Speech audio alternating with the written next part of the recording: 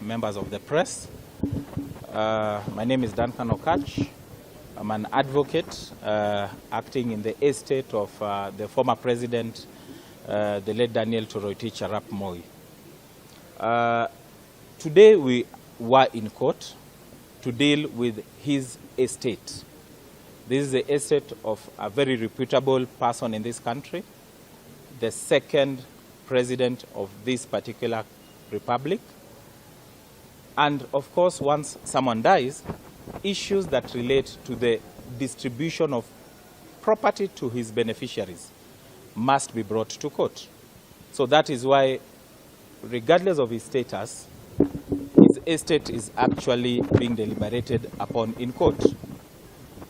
We have come to court today to deal with a very serious and sensitive matter, which it will be important to also tell you what has happened and what is happening in this estate, which is quite sad, to say the least.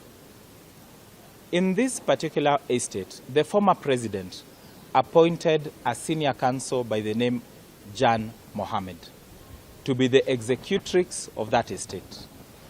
The executrix means she has been given the power to just assist in ensuring that the property of the former head of state devolves to his children and his grandchildren. The former head of state was very wise and left a will. In that particular will, the former head of state indicated that for the love of his children, for the love of his grandchildren, he has ensured that he has apportioned for all his male children 20% of his entire estate. And he has indicated that that right goes down even to his grandchildren. So that those grandchildren that you used to see the former president sitting with them, laughing with them, playing with them, sitting on his laps, do not become beggars and do not suffer.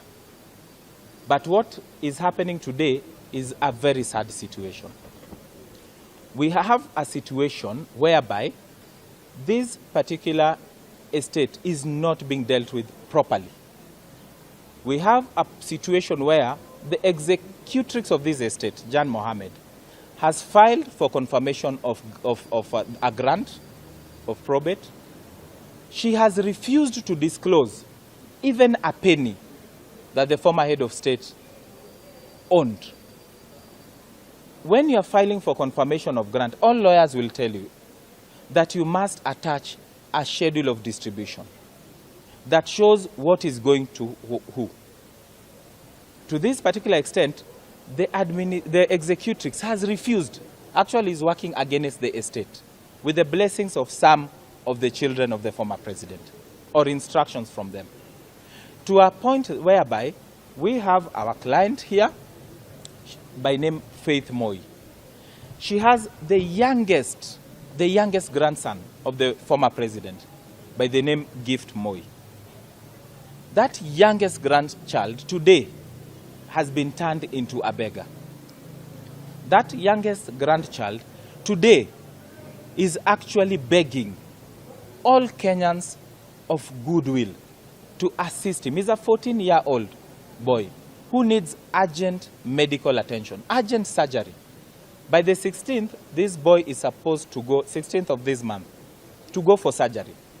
We have filed applications in court. We have indicated kindly, out of all what the former president owned, just accord 2.5 million, which is required by the hospital.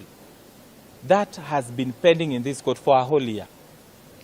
And even the executrix herself, who has access to bank accounts, she has refused even to tell us how much is there. Not even to tell us.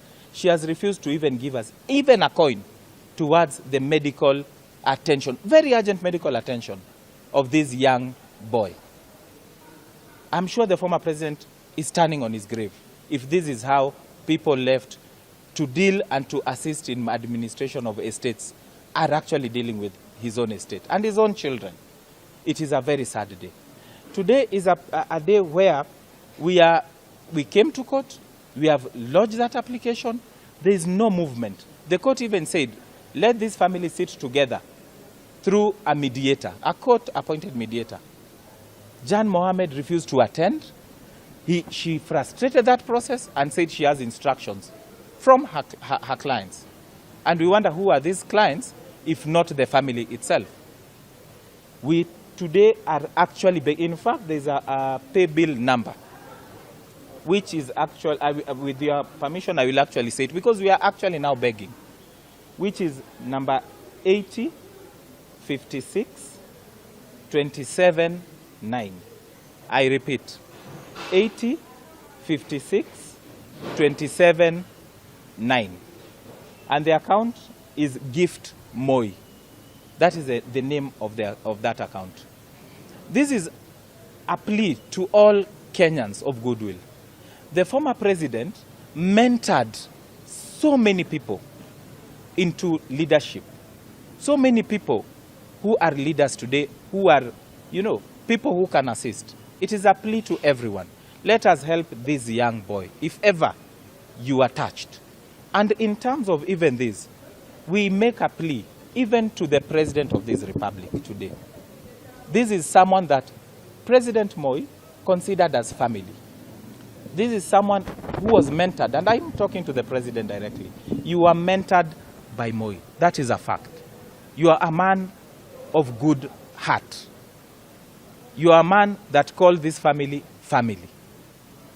There is a child who is not well, who is not getting assistance, and we are begging even yourself as our president, let us ensure that this child gets the most needed medical attention, so that we don't talk about contributing for a funeral. It is a very sad day that today we have many other people in different places, and many know about this. It is our plea that send whatever you can. Let us get help. Let us help this person. We will deal with the other matters in court, but at least let us help this particular child. We look at it at a point where today we are standing here, but yesterday, which is not a bad thing. But even as we remember, as we celebrate, as the family celebrated and remembered the good things that God did for the time that the former head of state was with us, none is actually thinking of the youngest grandchild who is actually in hospital, who is actually requiring this urgent medical attention. It is a point they are working against this estate. This is an estate that we are being told does not have even a coin in terms of what is in court, with the sole intention of ensuring all other beneficiaries do not get benefit. Jan Mohammed is telling the court, distribute this property, but does not want to tell the court what is this property. She has hidden it. I challenge you to look at the file. It is a public document. The will is there, no property. The summons for confirmation of grant is there. Jan Mohammed has hidden all the properties, not even the known properties that are there.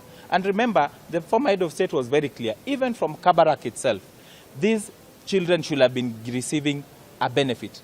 For the 4 years that the former president has not been with us, not even a coin has been shared. These are people, I can tell you, in this estate, we have children who are not going to school. They have actually dropped out of school because they don't have school fees.